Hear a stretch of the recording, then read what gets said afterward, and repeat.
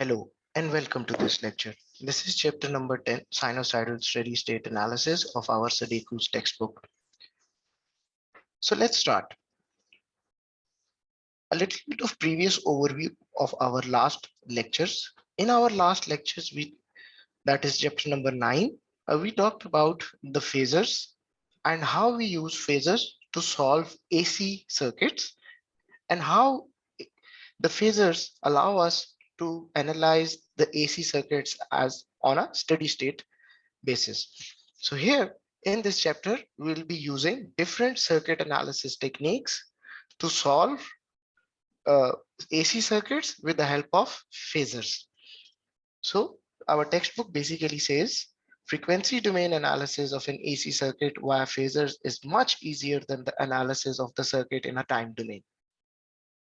Remember, so if we are solving a circuit for its steady state values or its steady state analysis, it is always recommended to convert the AC circuit into its phasor form, do the analysis, and then just simply get the steady state value or steady state results for your circuit.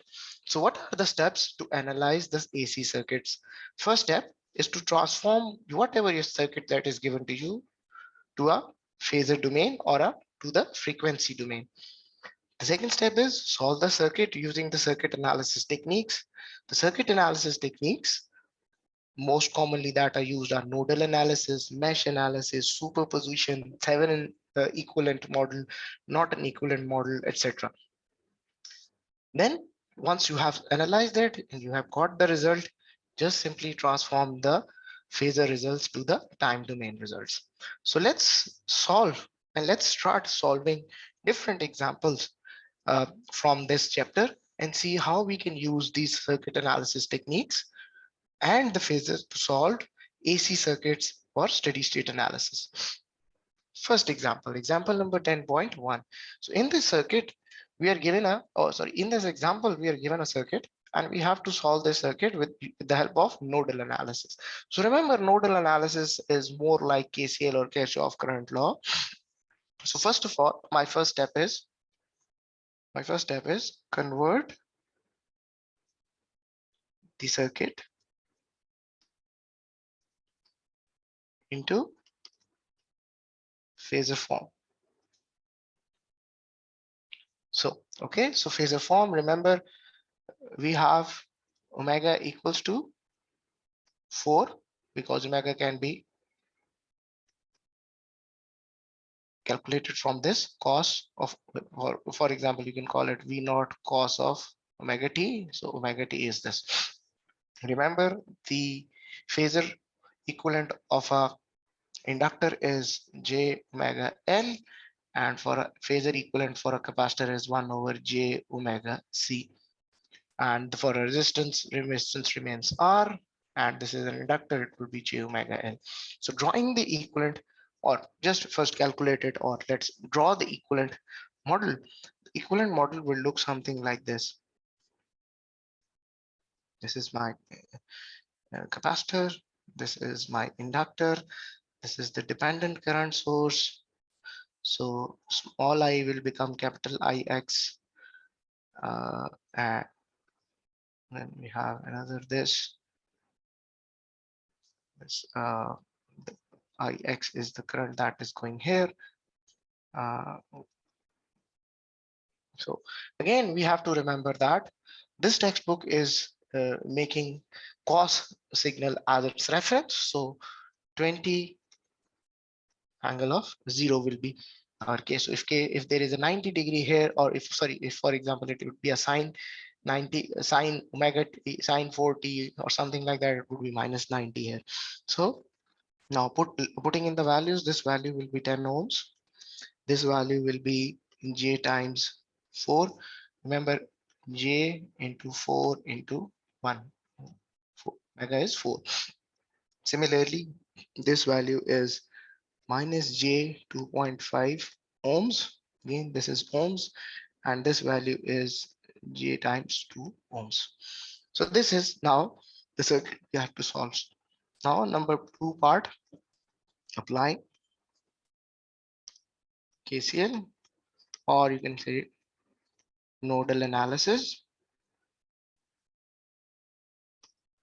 So now applying nodal analysis. First of all, we have to determine two nodes. So I call this as node, say 1, node 2, and say voltage V is V1, voltage here is V1, voltage here is V2.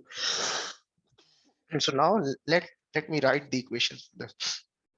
So the equations for this will be say V1 minus 20 angle 0 divided by 10.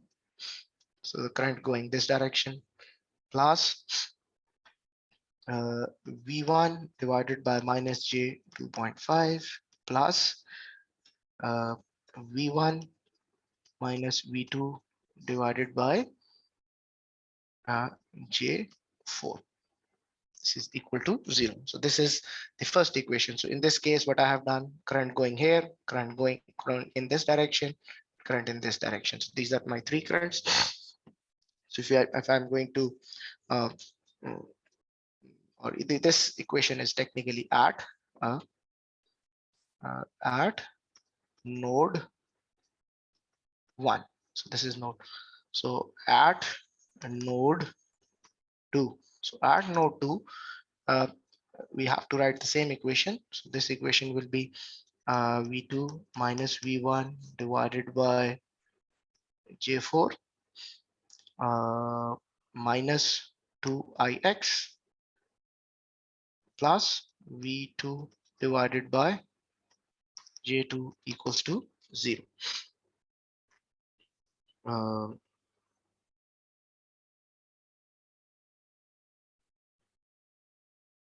It's V2 minus V1.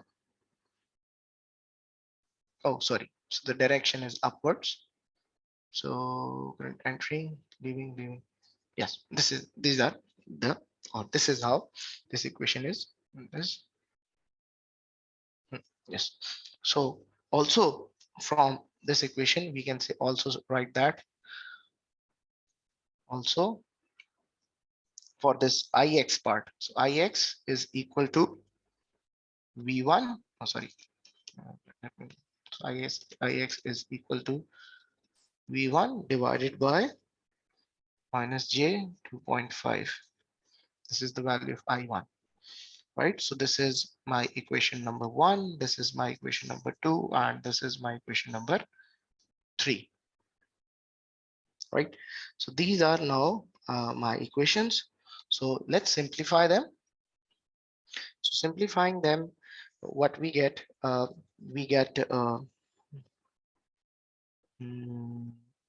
say from equation 1. So if we simplify equation 1, we get something like this: 1 plus j into 1.5 times v1 plus j into 2.5 times v2 minus 20, or equals to 20, you can call it. Then from equation 2, if you're going to solve equation 2, so my equation 2, rather from equation 2 and equation 3, I use Ix as well. So this becomes 11 times v1 plus 15 times v2 equals to 0.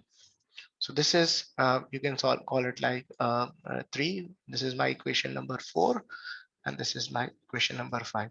So now you have two equations. So either you can just simply simultaneously solve these equations, or you can use the matrix analysis to solve this equation. Your book has used matrix analysis to solve these equations, so I'll be using the same technique.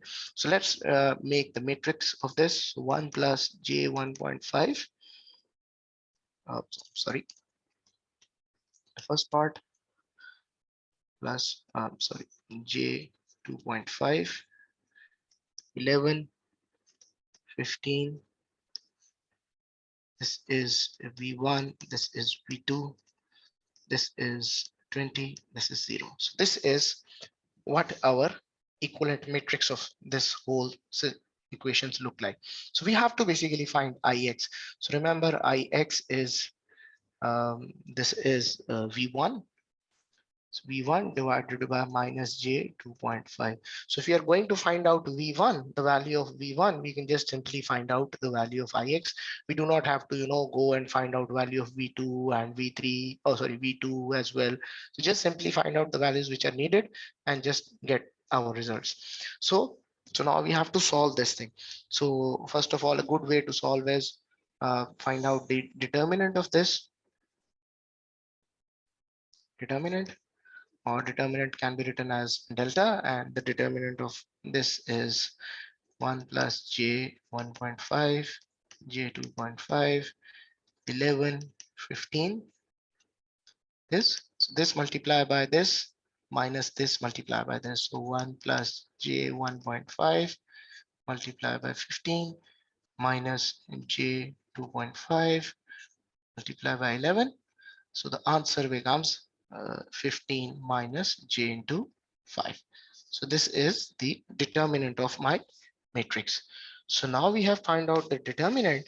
Let's find out the value for V1. So for V1, we know that delta 1 and delta 1, V1 is given as delta 1 divided by determinant. So this is how we are going to find out the value of V1. So delta 1. So now let's try and find out delta 1. So delta 1 is basically, if we see this matrix, so delta 1 is removing this column with this and replacing it with these two values. So I'll do it for you and find out the determinant value. So replace the first column and find out the value. First column in the matrix, and the other part is j 2.5 and 15. So this thing is j 2.5 and this is 15. So just simply find out the value or the determinant of this. So this is 300. So this is the value of determinant. So my V1 will be 300 divided by 15. What was the 15 minus 5j. 15 minus j5. This is so my eventual value will be. So if I'm going to solve this value will be, I think, 18.97 angle of 18.43 volts, right? So this is my voltage V1. So from this voltage, if I have to find out Ix will be V1 divided by minus j 2.5. So just put in the values 18.97, 18.43 divided by minus j 2.5. If I'm going to get this, so the value will be 7.59 angle of 108.4 degrees, and this is values in amperes. So now this is the value of Ix. So remember, this is the Phasor form. So convert into small ix or time domain. So for the time domain form, simply it would look something like 7.95 cos of 4t plus 108.4 degrees. That's it. It's as simple as that. So this is how you're going to use the the nodal analysis to solve any circuit that is given to you. Or for example, you are given a circuit like this, and you are asked to find out the steady state value of this current Ix. So just simply convert the circuit into Phasor form. Using the Phasor analysis, find out the value of I of x. And once you have found out the value, just convert it into time domain value using these relationships. Okay, so let's move ahead. So in this next example number 10.3, it says determine the value of current I naught in the circuit using mesh analysis. So in this circuit, we have to use the mesh analysis, or basically the KVL case, or the Kirchhoff voltage laws. And interestingly, the circuit is already given to us in Phasor forms. Why? Because we do not see any cos or sine values or time domain values. All these values are given into Phasor form. Similarly, we can see that the impedances of inductors and capacitors are given in ohms. So again, it's much easier for us to solve this circuit in this manner. Okay, so here we have to find out the value of this current I naught. So the mesh analysis, and again, one more thing, the author or the circuit, the mesh or the loops for the currents are also already given. So I1 is given, I2 is given, I3 is given. So just simply write the loop equation or the mesh equations, or apply KVL for these 1, 2, and 3. So just simply say for loop 1. So for loop 1, say if I'm going to start from here, so j into 10 will be I1 minus I3 plus minus J2 into I1 minus I2 plus 8 into I1 equals to 0. So this is my first case. So for loop 2, this is my loop 2. So for my loop 2, let's write the equations for loop 2. Let's start from the here. So we have 4 into I2 plus 20 angle 90 degrees. Remember, you are entering from the positive and leaving from the negative side. Then plus you have minus J2 into I2 minus I1. So I2 minus I1. Then you go up again, minus J2 into I2 minus I3. This becomes equal to 0. Then you have for loop 3. So for loop 3, again, this is again, so interestingly, we have a current source in this loop. So for I3 becomes equal to the value of the current source, because that is the law, or that is how we solve this thing. So this is my equation number 1. This is my equation number 2. This is my equation number 3. So so now just solving and simplifying.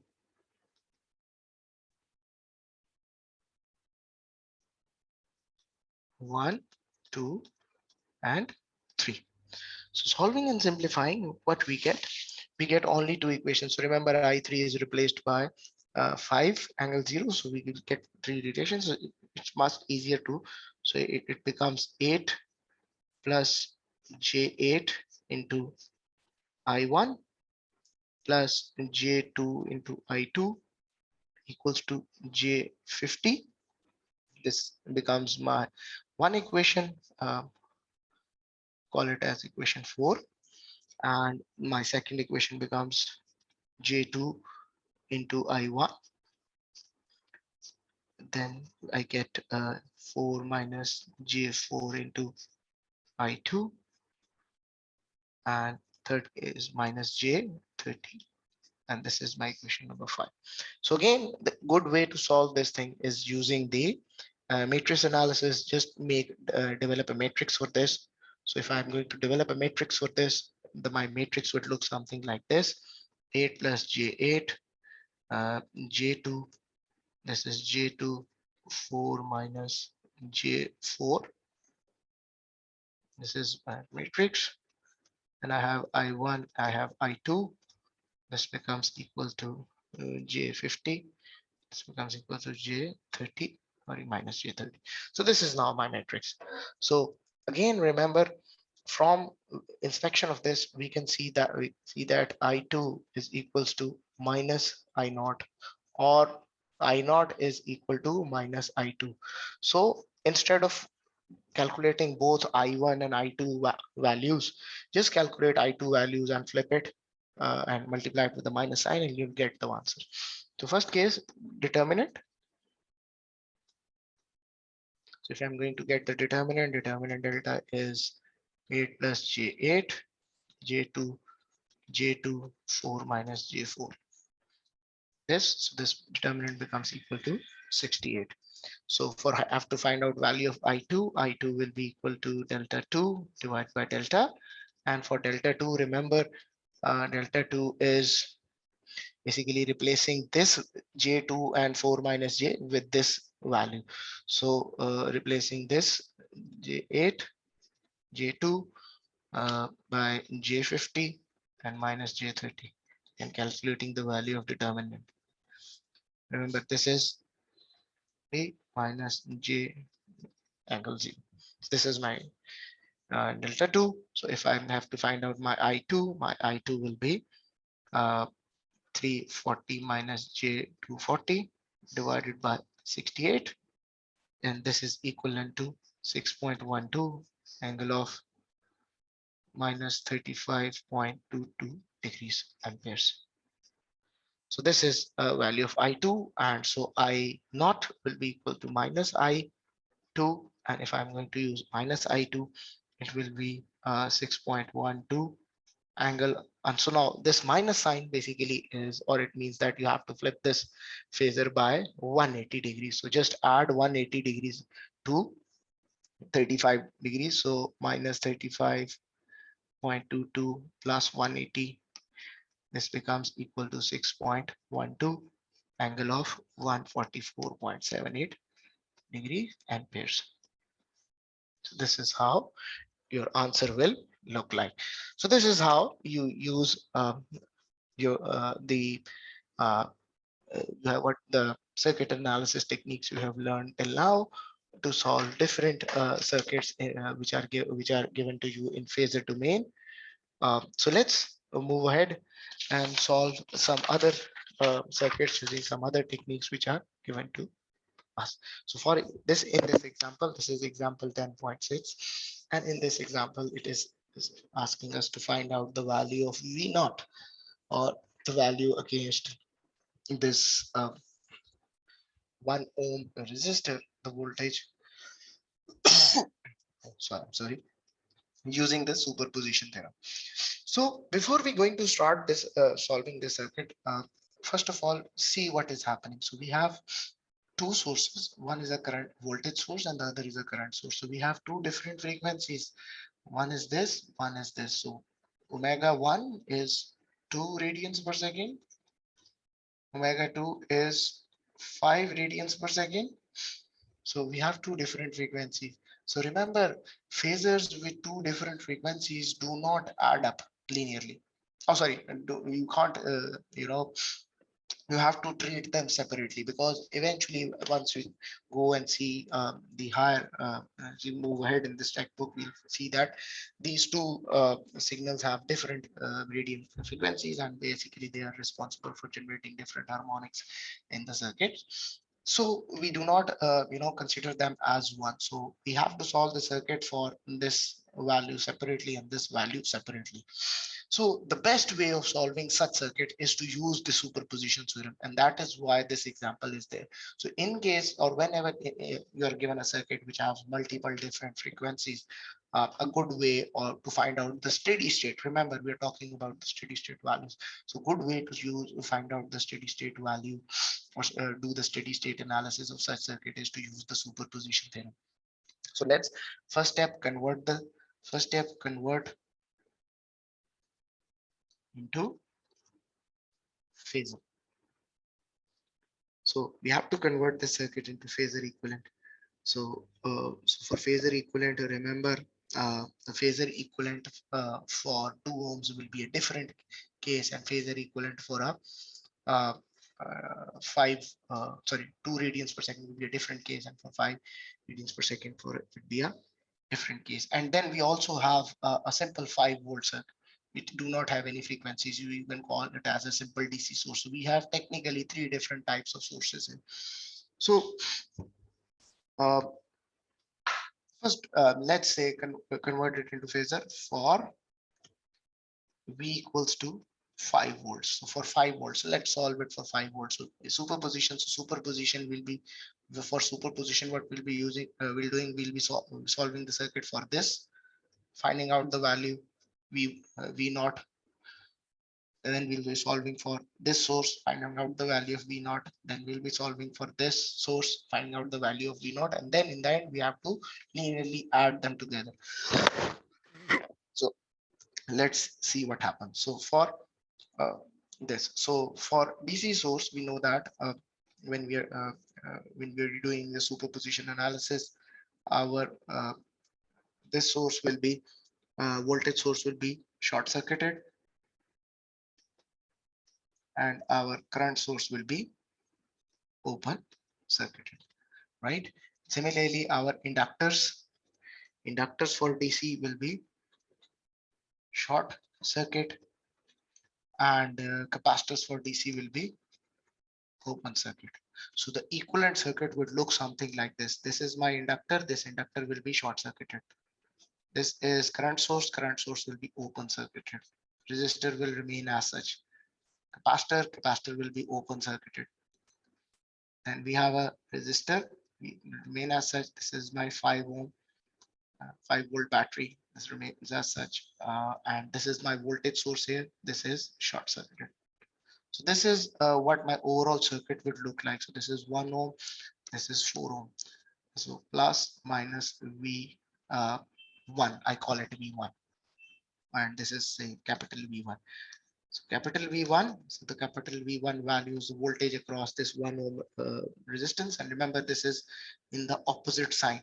So use the voltage divider law, 1 divided by 1 plus 4 multiply by 5. So this thing becomes, and this comes up with a minus sign. So it comes out to be minus 1 volt. So remember, this circuit looks something like this. This is equivalent circuit. So you have to find plus minus 1 ohm, oh sorry, V1 here. This is 1 ohm. This is 4 ohms. This is 5 volt. This is the equivalent circuit for this. And this is the voltage V1 you have to find out. But this is how you use the voltage divider law. Use VDR to solve this circuit, something like this. Okay. So for this, then part 2,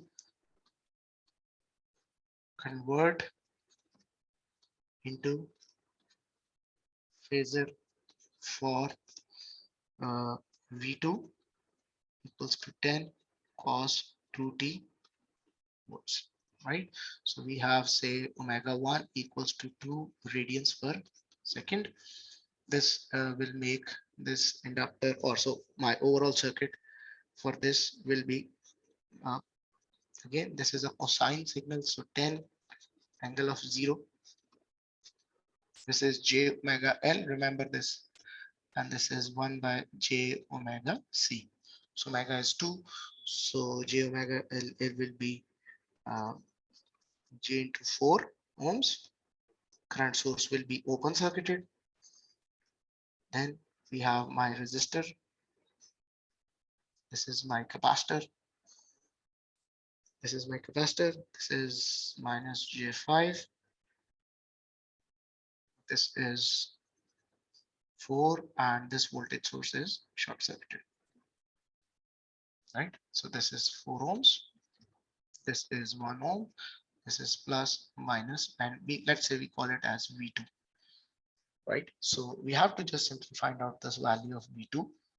So simplifying the circuit, if I'm going to simplify it, this is J, this is 1 ohm, and this is basically the parallel combination of, so this is the parallel combination of minus J in parallel with 4. This is 1 ohm, this is J times 4. This is plus minus V2 we have to find out, and this is 10 angle 0. So this voltage V2, so my voltage V2 will be, again, you have to use the voltage divider law, 1 volt, 1 ohm divided by 1 plus 4 J plus minus J5 in parallel with 4 ohms. You have to use this, and you have to multiply it by 10 angle of 0. So this is how you do it. So if you're going to solve it, your V2 value will come out to be 2.498 angle of minus 30.79 degree volts. So this will be the value of voltage V2 you will be getting.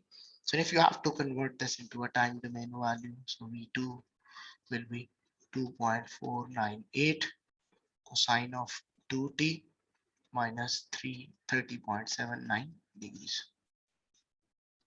volts. This. So next part. So we have now solved for this current source, this source, and we have solved it for the DC source as well. So now let's solve for the current source. So now we are solving it for this. So drawing the equivalent circuit, my voltage source will be short circuited. My inductor will be as it is. I'm sorry.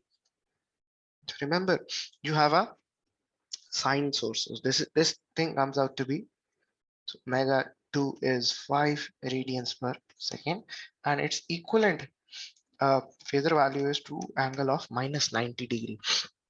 So remember this, when you have a sine signal, you're using 2 angle minus 90 because your textbook is using cosine signal as a reference. There are some textbooks which use sine, but they are rare. So generally, if you use cos as a reference, so your sine will be minus 90 degree behind.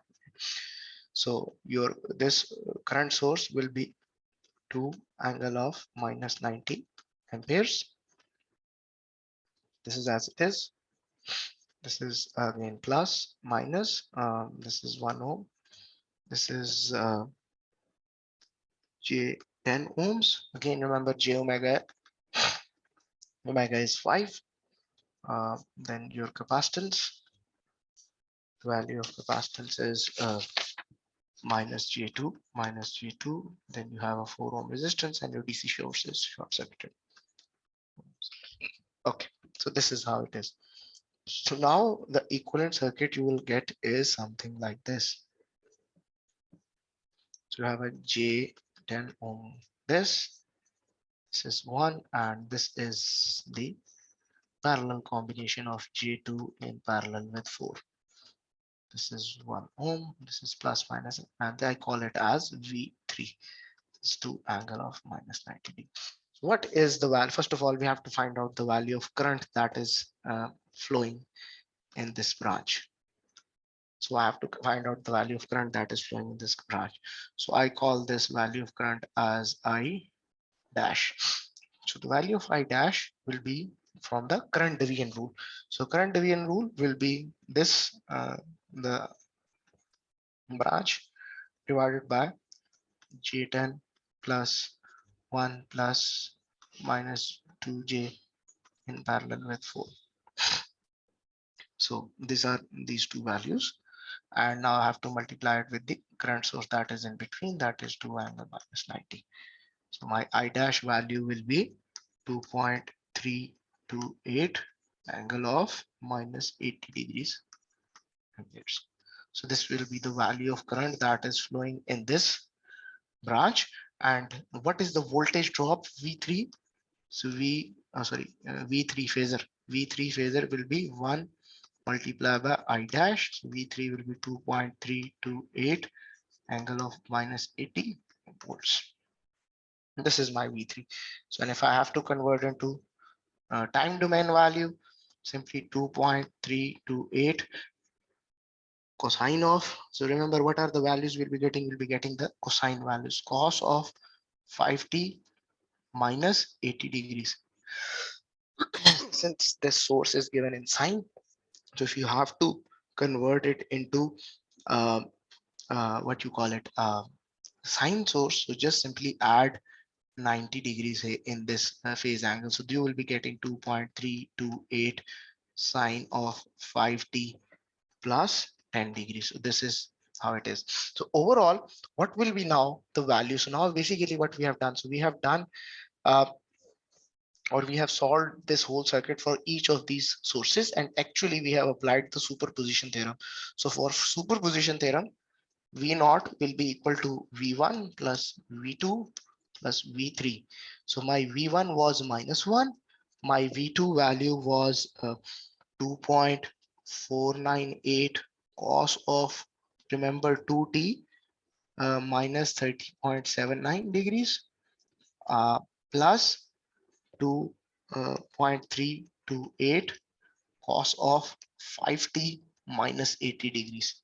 So this will be the value of V naught, and V naught is basically the linear superposition of all the three voltages that are appearing across this resistor because of all these three sources. Or actually it is the linear addition or of all these voltages that are appearing across this resistance because of these three sources. Again, remember your book writes the signal in this manner: plus 2.498 cosine of 2t minus 37.9 degrees plus 2.328 sine of 5t plus 10 degrees. So remember, both answers are correct. This is -1. So remember, both answers are correct. Both are the right ways to write it. In exam, any or in any situation, if you write any of these two solutions, both will be given complete credit. So you don't need to worry about it. So just they have used this method just to make sure that your source remains signed, so that we'll be able to figure it out much easily. But other than that, you can just simply tell from this by looking at the omega values that yes, this thing is uh, the 5 radian per second frequency, this is 2 radian per second frequency. So remember, we cannot add these two phasors together and say that this is something like adding. So these technically are two different phasors. This is a phasor that is rotating with a frequency of 2 radians per second, and this is a phasor that is rotating with a frequency of 5 radians per second. So technically we cannot add them together. So overall, the answer will be a superposition of this thing. There will be a DC value, there will be a value because of this 2 radian per second phasor, and then there will be a value because of this 5 radians per second uh, uh, phasor as well. So let's move on and see our and solve our this next question. So in this question, they have asked us to use source transformation method to solve this circuit, and we are given this circuit and already in the phasor domain. We are given the circuit already in the phasor domain. We have a voltage signal that is given in phasor, and we have the values of capacitors and inductors in ohms. So all we need to do is to use or to do the source transformations. Remember the source transformation, so that if you have a voltage source and if you have say if you have a voltage source uh, and you have a resistance R, and then you have a resistance R load. So you can convert this portion as a current source with a resistance in parallel across this resistance RL as well. So remember, this current value will be V divided by R, and this value of resistance will be R. So this is basically what source transformation is. So you can either you can either move from this to this or this to this. So that is what what is meant by source transformation. So the easier way to solve this circuit. Sorry. Let me.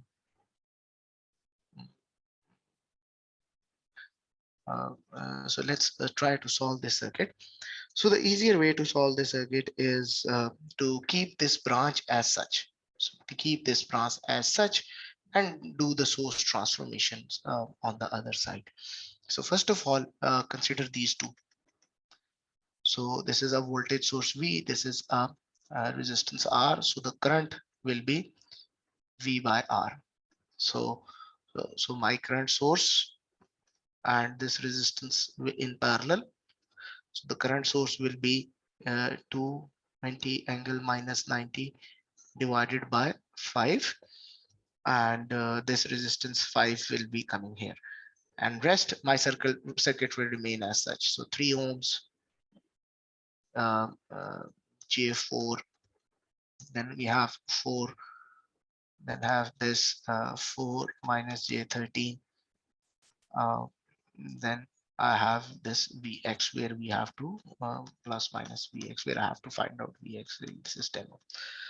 So now these two parts are in parallel. So we can just simply write this as a parallel combination. This is can be written as 4 angle minus 90. So if I am going to write 5 in parallel with 4 plus j4, so my overall parallel combination will become uh, 5 multiplied by 4 plus j4 over 5 plus 4 plus j4. And this is equivalent to 2.5 plus j into 1.25 ohms. So this is how it goes. So the parallel combination of these two resistances will be 2.5 plus j into 1.25 ohms. And then we have 4 ohms, we have this capacitor, and then we have this. So plus minus Vx, 10 ohms minus j 13 ohms, and this is 4 ohms, right? So now just convert it back into voltage source. Convert back to voltage source and series impedance here. I can't call it a resistance. So how it does is it will look. So it will look something like this. So this will be my voltage source, and this will be my overall impedance. So its impedance was 2.5 plus j into 1.25 ohms. Then I have 4 ohms. I have minus j 13 ohms, and then I have my value of Vx, which I have to find. This is 10 ohms, and this is 4 angle of minus 90 degrees. This is how it looked. Okay.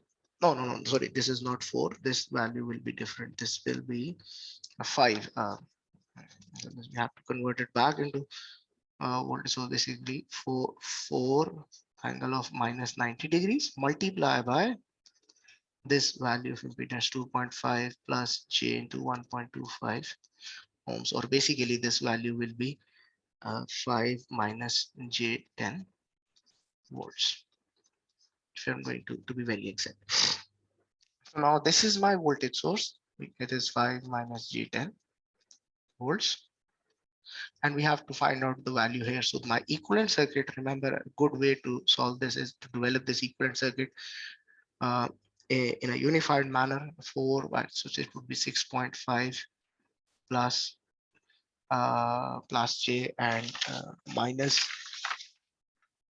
13. So minus 13 plus 12 point, sorry, 1.25. It will be minus minus j into 11.75. And then we have to find out this value of Vx. This is plus minus. This is 5 minus j10. And this is 10 ohms. Right?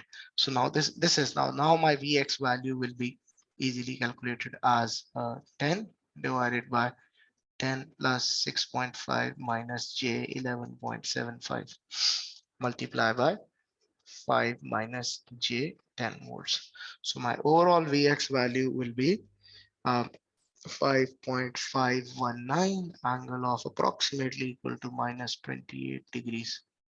I can call it as volts. So this is how your textbook solves this. So again, it's a good way. So your book has simplified most of these values to the nearest figures or to the nearest angles, but it's always good to keep the values up to 3 decimal places, right? So this is how we use different circuit analysis techniques to solve different AC circuits for steady state analysis. So here I stop this lecture, and in our next lecture, uh, we'll talk about how we are going to use uh, Thevenin equivalent models to solve a steady state analysis for AC circuits, and how we use uh, Nodal analysis to solve circuits of especially AC circuits for steady state analysis, both of them using the phasor techniques. So remember, there will be some frequencies involved, and then we'll be converting our time domain circuits to phasor domain circuits, and then we will be using the Thevenin equivalent and the Norton equivalent uh, uh, uh, methods to solve our circuits. Thank you very much.